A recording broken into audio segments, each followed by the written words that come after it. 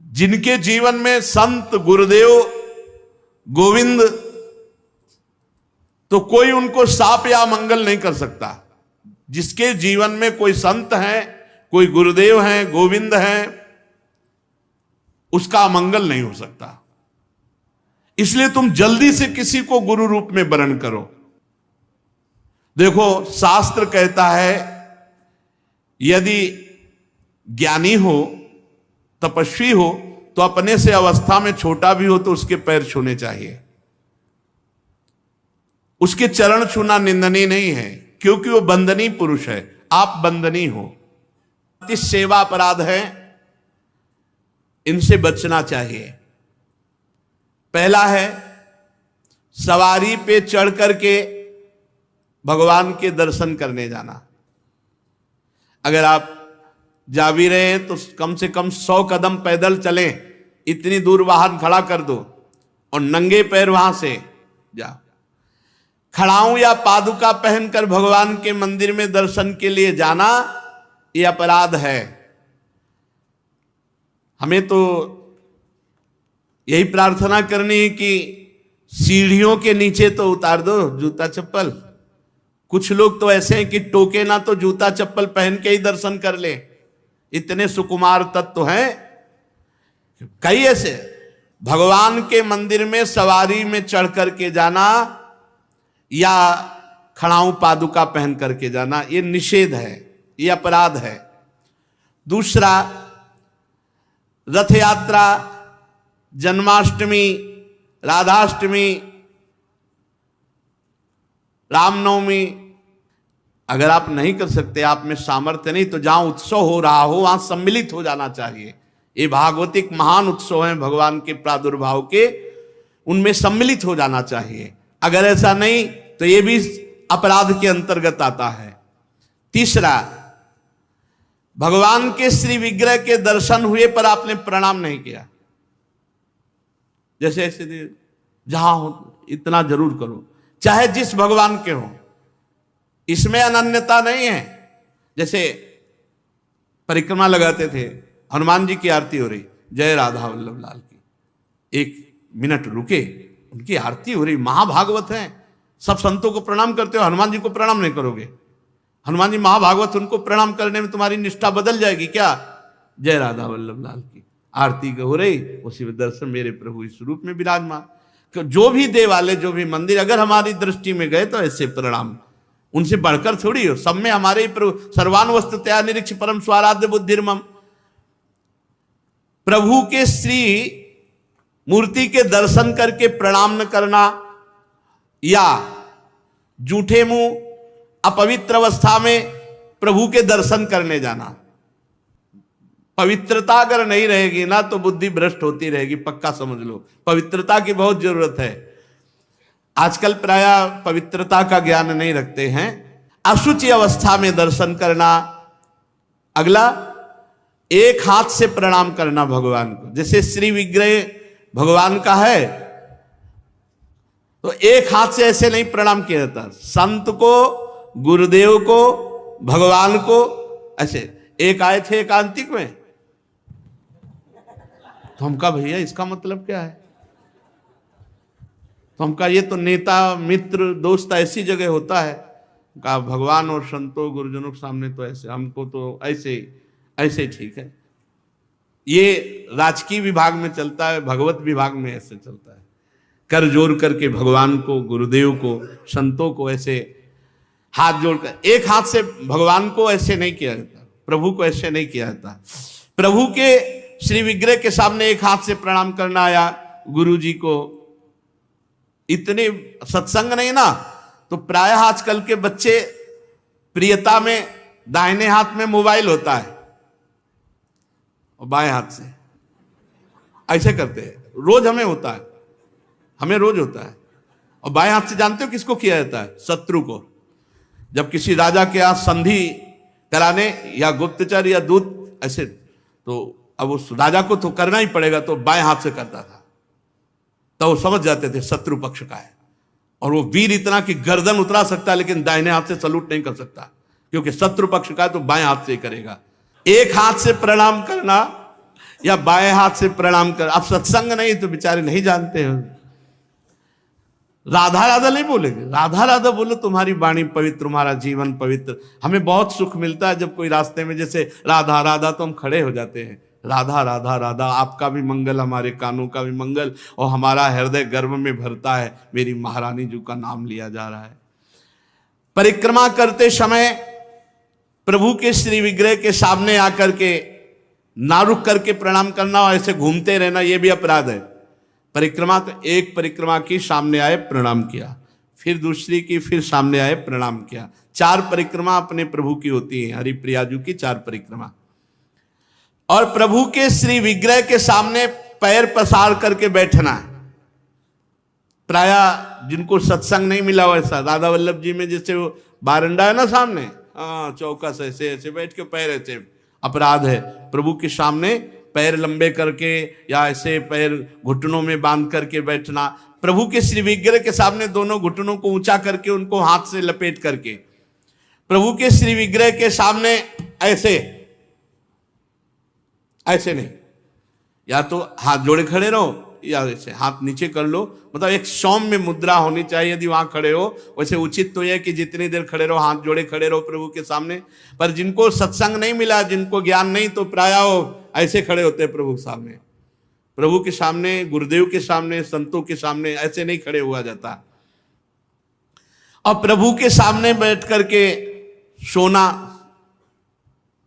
यह अपराध है, इसमें पाप लगता है, मलिनता हो। जैसे सत्संग में सोना, प्रभु के सामने बैठे हुए सोना, या स्वाध्याय करते हुए, भगवान के श्री विग्रह के सामने पाना, जैसे चरणामृत मिले तो साइड में होके, प्रसाद मिले तो साइड में होके, ऐसे नहीं वहीं सामने ही, प्रभु के सामने नहीं। भगवान के श्री विग्रह के सामने झूठ बोलना, बात ही मत करो, मंदिर में बात मत करो, गलती हो जाएगी। कुछ भी अगर जरा भी झूठ निकला तो वज्र की लीक हो जाएगा, भोगना पड़ेगा। मौन रहो, जब कोई कहे हमें बात करनी, गेट के बाहर मिलो मंदिर के। अगर थोड़ी चूक भी हो जाएगी तो फिर दर्शन कर लेंगे आके, और इन्हीं के सामने झूठ बोल गए तो फिर क्या होगा। श्री भगवान के सामने जोर से बुलाना किसी को बिल्कुल नहीं। अगर वहां है तो बहुत सावधानी से बात की जाती, धीरे से बात की जाती, वो भी प्रभु संबंधी बात की जाती है। भगवान के श्री विग्रह के सामने आपस में कुशल मंगल पूछ रहा, और कैसे हो, प्रभु सामने वहां पूछ रहे और कैसे हो, अपराध बन रहा है। उनसे पूछो कैसे हो, उनसे बात करो, प्रभु से, प्रभु के पास आए सही पूछो। बिल्कुल नहीं, सीधे गए, बस आंख में आंख मिलाई, जितनी देर टिके बस आंख बंद की, फिर आंख में आंख मिलाई, नख सिख लो अंग माधुरी, उसका पान करो, चुपचाप बाहर निकल जाओ। दर्शन की एक पद्धति है, एक टाक एकदम देख रहे हैं, लेकिन देखना बाहरी लोग दर्शन नहीं करते, नहीं इधर उधर, वहां प्रभु में नहीं टिकेंगे, नेत्र प्रभु में नहीं टिकेंगे, वो इधर उधर दौड़ भाग करके निकल जाएंगे। आपस में कुशल मंगल बातचीत ये सब नहीं। और प्रभु के श्री विग्रह के सामने किसी को उपदेश करना, किसी को डांटना, किसी को दंड देना, ये सब अपराध के अंतर्गत आता है। प्रभु के श्री विग्रह के सामने किसी को पीड़ा देना, मारपीट करना, कदापि नहीं, ये बहुत बड़े बड़े अपराधों में। और प्रभु के श्री विग्रह के सामने किसी को आशीर्वाद देना, नहीं, ये भी नहीं। सामने विराजमान है, उन्हीं के आशीर्वाद से सबका आशीर्वाद है। ऐसा नहीं कोई प्रणाम कर रहा है माथे पे हाथ धर, ये सब व्यवहार नहीं। वहां प्रणाम कर, जो प्रणाम करे तुरंत पीठ कर लेनी चाहिए उसकी तरफ, वो प्रणाम उन्हीं को जाए। तो कभी ऐसा प्रणाम न, एकमात्र गुरुदेव। प्रभु के श्री विग्रह के सामने किसी पर अनुग्रह करना यह अपराध है। श्री विग्रह के सामने किसी को साप देना, कठोर वचन बोलना, निष्ठुर वचन बोलना, और प्रभु के श्री विग्रह के सामने कंबल ओढ़ कर जाना, प्रभु के श्री विग्रह के सामने किसी की निंदा करना, प्रभु के श्री विग्रह के सामने किसी की स्तुति प्रणाम बिल्कुल नहीं करना, प्रभु के श्री विग्रह के सामने अश्लील भाषण बोलना, प्रभु के श्री विग्रह के सामने अधोवायु त्यागना। अच्छा, प्रभु को सामर्थ्य रहते हुए गौड़ उपचार के द्वारा भोग लगाना, जैसे अपने तो हलवा और चाय चल रही सुबह और ठाकुर जी के लिए चिरौरी रखवा दिए, बहुत ही है। टॉफी लपटी भई उसमें प्लास्टिक में, एक कटोरी में भर के रख दी, पानी रख दी, जमाने की वही रखी, और अपना रोज सुबह शाम दोपहर सब नए नए पदार्थ पा रहे हैं। अपराध लगता है। ये मनोरंजन के लिए श्री विग्रह खरीद के मत ले जाना कोई। श्री विग्रह जाने का मतलब है पूरे के पूरे प्रभु आए हैं, सुबह से लेके शाम तक उनको खवाओ पियाओ, स्नान श्रृंगार सब ना हो हिम्मत तो छवि खरीद ले, उनके दर्शन करो। श्री विग्रह मत ले जाओ। श्री विग्रह ले जाओ, चाहे गोपाल जी का चाहे प्रिया प्रीतम जी का, उनकी सेवा करो ऐसे जैसे अपने बच्चे की जाती है। अपना बच्चा अगर नहीं पवाएंगे तो भूखा रहेगा, नहीं स्नान कराएंगे तो वैसे, नहीं शयन कराएंगे तो नहीं शयन करेंगे। बोले हम दर्शन के लिए छवि ले जाओ, श्री विग्रह मत ले जाओ। श्री विग्रह ले जाने का मतलब है कि अष्टयाम सेवा, कम से कम अष्टयाम सेवा में नहीं आप पहुंच पा रहे हैं, पूरी सेवाएं कर पा रहे, तो सुबह मंगला और श्रृंगार और भोग लगा दिया और जाओ। फिर शाम के आए तो आरती कर दी, फिर भोग लगाया, दूध पिलाया, शयन कराया, इतना तो होना ही चाहिए। अब आप तो खाते हैं अच्छे अच्छे पदार्थ, तो ठाकुर जी के आगे प्लास्टिक में लपटी हुई टॉफी रख दी या चिरौरी रख दी। आपकी सामर्थ्य है, सब अच्छे अच्छे कपड़े पोशाक सब पहना सकते हो, ऐसे ठाकुर जी को ऐसे नहीं। आपके पास सामर्थ्य के अनुसार ठाकुर, ओ वैसे तो जी जान से प्यार करो, बहुत कृपाल ठाकुर है, बहुत कृपाल। आपसे बात करने लगेंगे, आपको मना करेंगे, ये नहीं खाना हमें, ये खाना है ऐसे। अरे आप आसक्ति करके तो देखो, निहाल कर देंगे। और अभी आप यहाँ पवा, फिर वो आपको अपने यहाँ ले जाके पवाएंगे, और ऐसा पवाएंगे कि निहाल हो जाओगे। और प्रभु को भोग लगाए बिना कुछ भी खाना पीना ये ठीक नहीं, अपराध के अंतर्गत आता है। वैष्णव होकर दीक्षा लेकर सत्संग सुनकर ये बात जान करके यदि आप बिना भोग लगाए प्रभु को पाते हैं तो अपराध है। ऋतु में जो फल हो सबसे पहले अपने प्रभु को भोग लगाना चाहिए। इस बात में हमने अपने गुरुदेव भगवान को देखा, बड़ी प्रवीणता। चाहे वो सहतूत हो चाहे बेर हो, जो ऋतु का फल है वो श्री जी को जरूर पवाएंगे।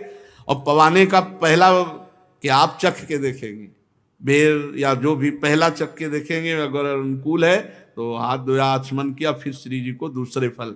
नहीं तो ऐसे भोग नहीं लगाते, पहले जैसे कुछ भी बनेगा तो पहले स्वयं चखेंगे फिर भोग लगाएंगे। और ये बाहर नहीं चलेगा, बाहर तो कहते जूठा कर दिया प्रभु को क्या पवाओगे, लेकिन अपने यहाँ अपने भाव हैं, भावोत्सवेन भजताम रस काम धेनुम।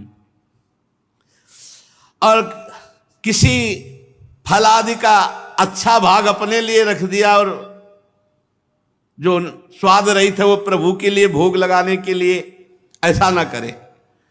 और प्रभु के श्री विग्रह के सामने पीठ देकर खड़े होना या पीठ देकर बैठना, जैसे पीछे प्रभु है ऐसे बैठना नहीं, इससे अपराध लगता है। गुरुदेव की अभ्यर्थना ना करना, गुरुदेव से कुशल प्रश्न ना करना, गुरुदेव की स्तुति ना करना, ये अपराध है। अपने मुख से अपनी प्रशंसा करना ये अपराध है। किसी भी देवता की निंदा करना ये अपराध है। इन 32 अपराधों से देवर्षि नारद जी हमारी रक्षा करें। अपने ठाकुर को जो सेवा में विराजमान की हो, इतना दुलार करो कि हर समय दिमाग में छा जाए, वो आपसे मांग करने लगे। आप तो काम पूर्ण काम प्रभु के हृदय में आपका अपनापन कामना पैदा कर दे। अब हमें ये पहनना है, अब हमें ये पाना है, चलो हमको वहां ले चलो, चलो अब ऐसा करो। आप्त काम पूर्ण काम प्रभु के हृदय में कामना पैदा कर दे, आपका अपनापन, तब हमारी सेवा सार्थक हुई। जब हमारे स्वामी हमारे हृदय को अपने वश में करके मांग प्रकट कर दें। आहा अहो भाग्य उन उपासकों का जिनके साथ उनके अर्चा विग्रह ठाकुर खेलते हैं, मांग करते हैं। पर यह बात अंदर ही अंदर रहनी चाहिए, कभी अपनी प्रशंसा के लिए इसे व्यक्त नहीं करना चाहिए, नहीं तो खेल बंद हो जाएगा। मौनम, वाणी को संयम में रखो, अपने अनुभव की बात किसी को बताओ नहीं, दूसरे के अनुभव से हमारा कोई मतलब नहीं। अगर हम दूसरों की बातें सुनेंगे तो हम अपने हृदय को प्रिया प्रीतम में निरंतर रमा नहीं पाएंगे। इसलिए बहुत सावधान। रूप छके घूमत रहें, तन को तनिक न भान, तन को तनिक न भान। ये स्थिति नारायण दृग जल बहे, यह है प्रेम पहचान। अपने प्यारे की याद में अधिपाण कपोल आद्य भावोत्पुलक कुलहा कलनयन सुकेली वृंदम। ऐसे हथेली पर कपोल टिकाए हुए अश्रुप प्रवाह करते हुए प्रिया प्रीतम की रूप माधुरी, उनकी लीला माधुरी, उनकी केली में चित्त समाहित है, चित्त डूबा हुआ है। कुरमौन मनी आस्व वृंदावन, सीधा वृंदावन में मौन का आश्रय लेकर, वाणी को मौन करके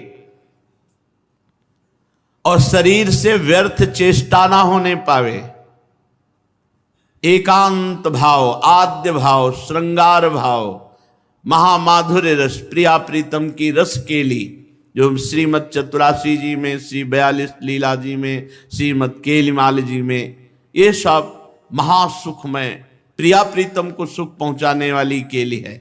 इसका गायन मात्र से युगल सरकार बहुत प्रसन्न होते हैं। श्री प्रिया प्रीतम के केलीवन वृंदावन में जो अश्रुप प्रवाह प्रिया प्रीतम के लिए होता है, आह धन्य जीवन उसका हो गया। अपनी वासना पूर्ति के लिए, शरीर संबंधी के लिए मोह ममता से युक्त होकर तो जगत रो ही रहा है और रोना ही पड़ेगा सबको, लेकिन प्रभु के लिए कोई रो रहा है, प्रभु के लिए आंसू बहा रहा है।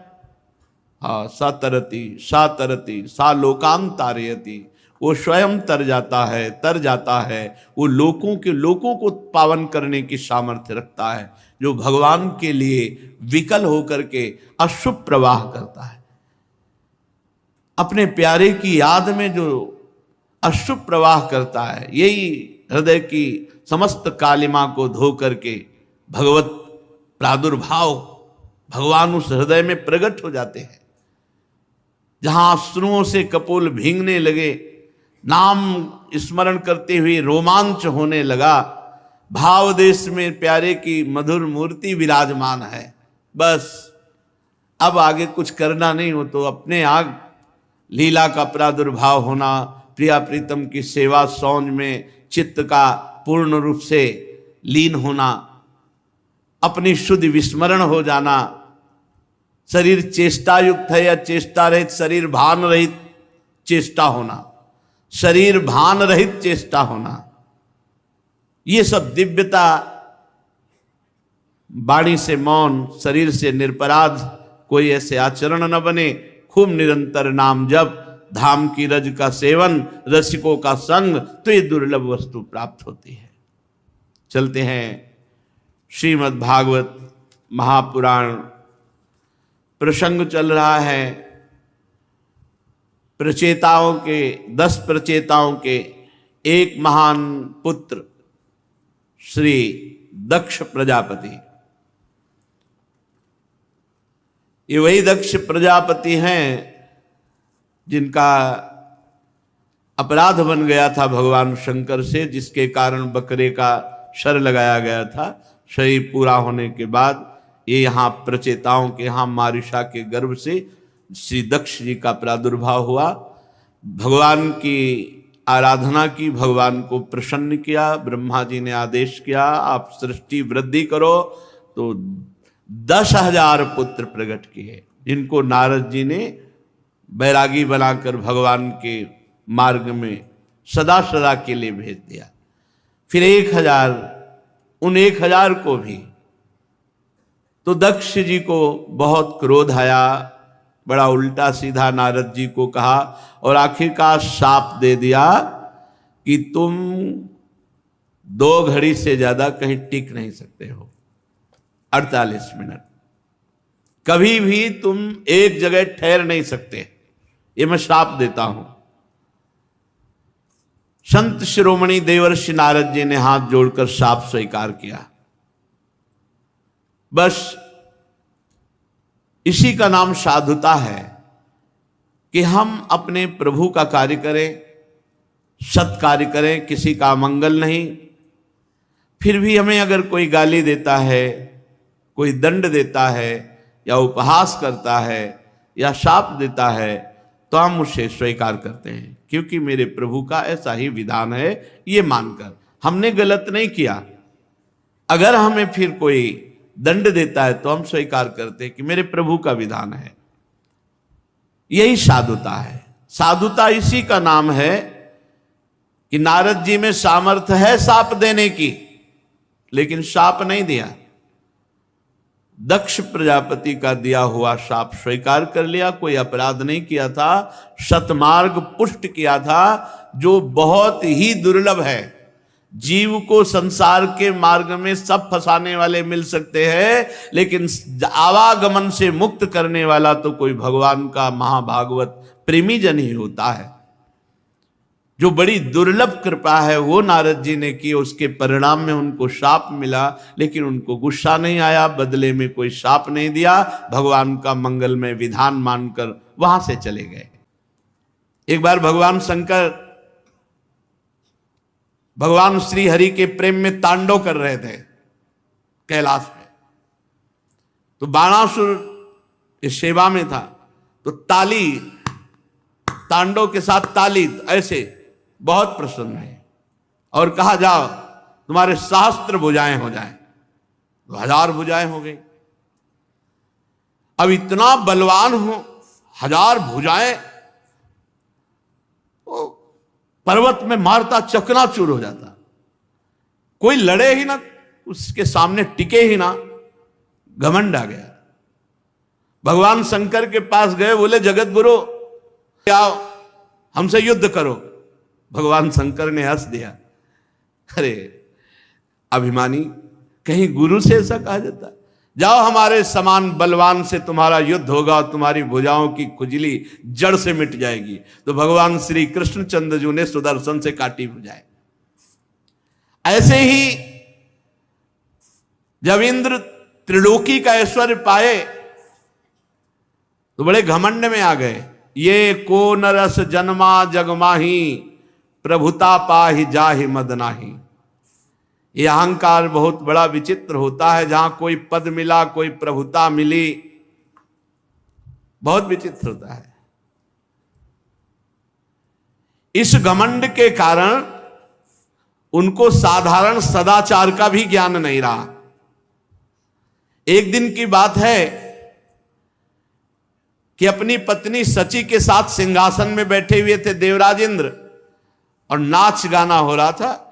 अप्सराएं नृत्य कर रही थी, गंधर्व गान कर रहे थे, बड़े बड़े लोकपाल, वायु देवता, अग्नि देवता, ये सब नीचे बैठे हुए थे। 49 मरुदगण, 8 वसु, 11 रुद्र, आदित्य, रिभुगण, विश्वे देव, साध्यगण, अश्वनी कुमार सब हाथ जोड़े। सिद्ध, चारण, गंधर्व, ब्रह्मवादी, मुनिगण, विद्याधर, अप्सराएं, किन्नर, पक्षी, नाग सब हाथ जोड़े स्तुति। देवराज इंद्र की कीर्ति का गान हो रहा है, अप्सराएं नृत्य कर रही। देवराज इंद्र के ऊपर चंद्रमंडल के समान श्वेत छत्र, चवर पंखे। अब महाराज देवराज इंद्र आराम से सची के साथ बैठे, इतने में गुरुदेव आए। और ये शास्त्र मर्यादा है कि जो ही सभा में गुरुदेव पधारे तत्काल सबको आसन छोड़कर खड़े हो जाना चाहिए। बृहस्पति जी ने देखा देवराज इंद्र में कोई हलचल नहीं, सिंहासन पर वैसे बैठे, मुस्कुरा दिए, परम ज्ञानी हैं। अरे इसको तो अभिमान हो गया। बृहस्पति जी आए और खड़े ही नहीं हुए देवराज इंद्र। शूर असुर देवता सब खड़े होकर नमस्कार कर रहे हैं, केवल इंद्र नहीं खड़े। दृष्टि गई, गुरुदेव का अपमान, असत्कार, यहां तक कि हाथ भी नहीं जोड़ा, हिले डुले भी नहीं, वैसे ही बैठे रहे। त्रिकालदर्शी सर्व समर्थ बृहस्पति जी ने देखा कि घमंड, ऐश्वर्य का घमंड, बस तत्काल वहां से सर नीचा किया, वापस सभा से हो गए। ये बहुत बड़ी हानि हो गई। गुरुदेव का अपमान, सर्वनाश। जब बृहस्पति जी चले गए तब देवराज इंद्र को होश आया कि अरे तो हमने अपमान कर दिया अपने गुरुदेव का। ये घमंड बहुत बड़ी गलत है। ये अगर आ गया तो इसका काम ही है केवल विनाश करना, पतन करना। अहंकार आ जाए, घमंड आ जाए तो निश्चित पतन हो जाएगा, निश्चित। वो समझ गए कि गुरुदेव की अवहेलना की, अब कोई भारी न भारी विपत्ति आ जाएगी, भारी न भारी संकट आ जाएगा। अब वो तो चिल्लाने लगे, सभा में निंदा करने लगे, मैं कितना घमंडी, हाय हाय ये क्या हो गया, मैंने अपने गुरुदेव का अपराध कर दिया, मैं बड़ा मूर्ख हूं, मैं ऐश्वर्य के घमंड में, त्रिभुवनपति के घमंड में अपने परम पूज्य गुरुदेव की अवहेलना कर दी, गुरुदेव का तिरस्कार कर दिया, मैं बड़ा निंदनीय हूं। अपने आप चिल्लाने लगे। भला कौन विवेकी पुरुष होगा कि जो स्वर्ग की राज्य लक्ष्मी पाना चाहेगा? इस राज्य लक्ष्मी ने कैसा अपराध करा दिया, मेरे गुरुदेव का अपमान करा दिया। अब वो बहुत विचलित हो गए देवराज इंद्र। बृहस्पति जी ज्ञान के अथाह समुद्र हैं। देवराज इंद्र खोजने लगे कि गुरुदेव के चरणों में पढ़ करके क्षमा याचना करूं, पर बृहस्पति जी अंतर ध्यान हो गए।